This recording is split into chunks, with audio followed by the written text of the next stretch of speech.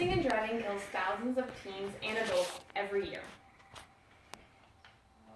Did you know that don'ttextanddrive.com states, according to the Virginia Tech Transportation Institute, texting while driving is 6 times more likely to cause an auto crash than when intoxicated. Hi, my name is Amanda King, and I have been a licensed driver for 2 years now. And I have seen many drivers texting while driving. Throughout my 4 years at high school, I have heard countless presentations over the topic. The talks I have heard changed the way I view texting and driving. Texting while driving kills and injures so many every year, and is unsafe for the driver, everyone in the car, and other drivers on the road. Have you ever stopped to think about the consequences of texting while driving? What if your life was changed in an instant? What if you woke up tomorrow and you couldn't put on your own clothes or take a shower by yourself because you were in a tragic car accident? Imagine you had just left your best friend's house after a sleepover. You were driving home when all of a sudden you hear your phone go off. Your mother has told you thousands of times not to use your cell phone while driving. You have seen the billboards and heard the talks. Are all those efforts enough? You think, my friends text and drive. Nothing bad happens to them. What is the harm in checking one text? The text could be really important. You take off your eyes off the road for a second.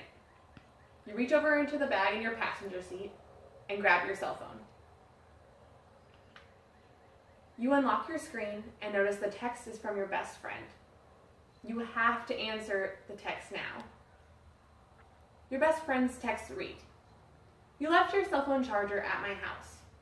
You glance up and you think to yourself, "Wow, that wasn't too hard.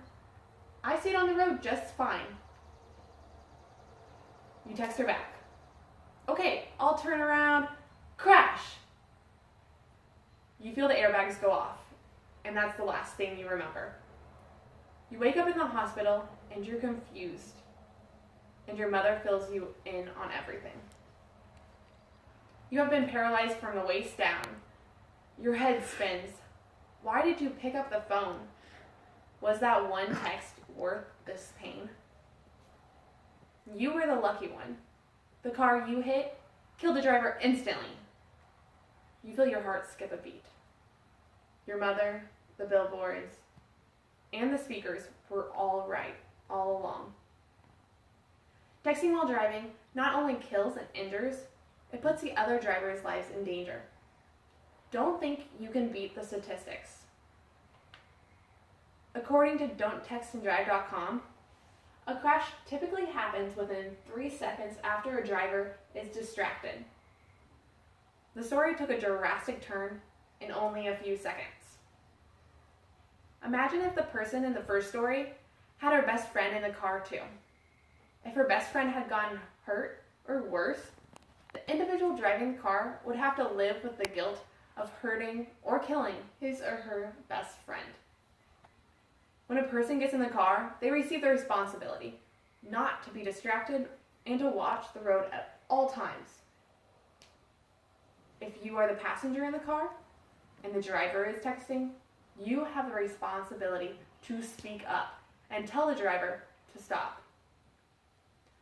Some passengers are hesitant to say anything, especially if the driver intimidates him or her. Speaking up to the driver will be a lot less scary than potentially waking up in the hospital. Imagine if you were in the car that was hit by the individual who was texting while driving.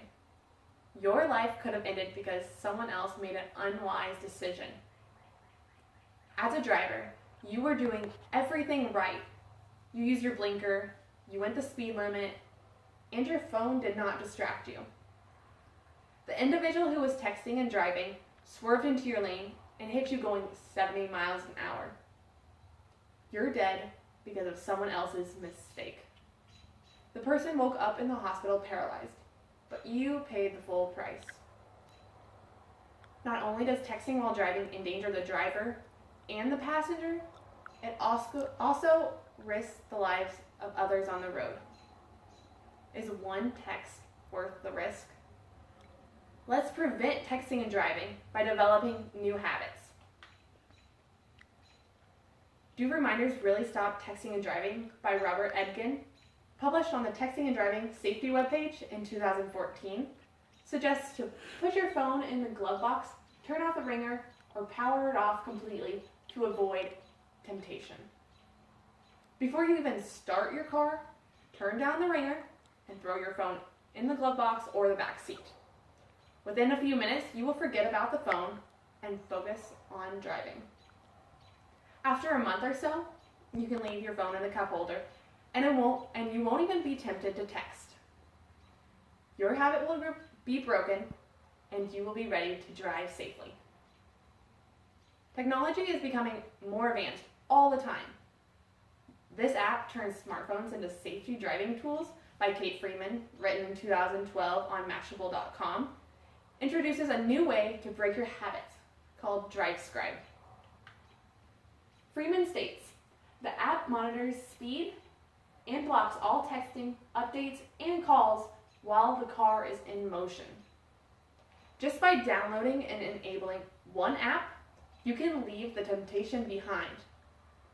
All these ways will make your texting while driving habits easier. Texting and driving is one of the leading causes of deaths and provides an unsafe environment for the driver, passengers, and any other individuals with a car on the road. According to EdgarSnyder.com, created by a law firm that represents the injured, 94 of the drivers support a ban on texting while driving. If so many agree, why does this tragedy still happen? It is up to us to promote safe driving habits. I have read and heard about countless tragedies, all caused from texting and driving. Let's put down our cell phones and put an end to texting and driving. Don't text and drive. As a driver, do you want to be responsible for others' injuries and deaths? Do you?